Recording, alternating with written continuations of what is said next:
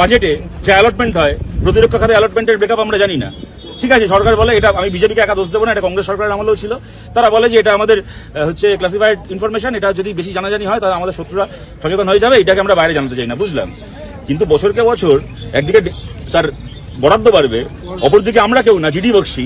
আপনারা জানেন 2014 মোদী প্রধানমন্ত্রী হওয়ার সময় থেকে যে লোকটা ওই বিভিন্ন ওই টাইমস নাও থেকে শুরু করে রিপাবলিক থেকে শুরু করে এই চ্যানেলগুলোতে বসে যারা অর্ণব গোস্বামীর পোস্টার বয় যে জিডি বক্সি হচ্ছে ভারতের হয়ে মোদী কিরকম পাওয়ারফুল লিডার, এসে কিরকম ভারতবর্ষকে সামলাতে পারবে, এই প্রচার করে এসেছিল। জিডি বক্সি সেদিন বলল যে কোভিডের সময় থেকে ডেপ্লয়মেন্ট মানে আর্মিতে নিয়োগ হচ্ছে না, 40% নিয়োগ কমে গেছে কোভিডের পর থেকে। বিজেপির পোস্টার বয় তিনি, ভারতের একজন প্রাক্তন সেনা অফিসার, তিনি বলছেন। এগুলো কি মিথ্যে কথা? অগ্নিবীর দিয়ে যেরকম ভাবে মমতা ব্যানার্জি যেরকম ভাবে সিভিক ভলেন্টিয়ার দিয়ে থানা চালান, উনি অগ্নিবীর দিয়ে বর্ডার পাহারা দিচ্ছেন।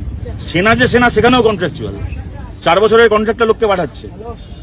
তো এইগুলো ওরা করবে, এগুলোকে নিয়ে আমরা প্রশ্ন করলে দোষটা আমাদের হয়ে গেল।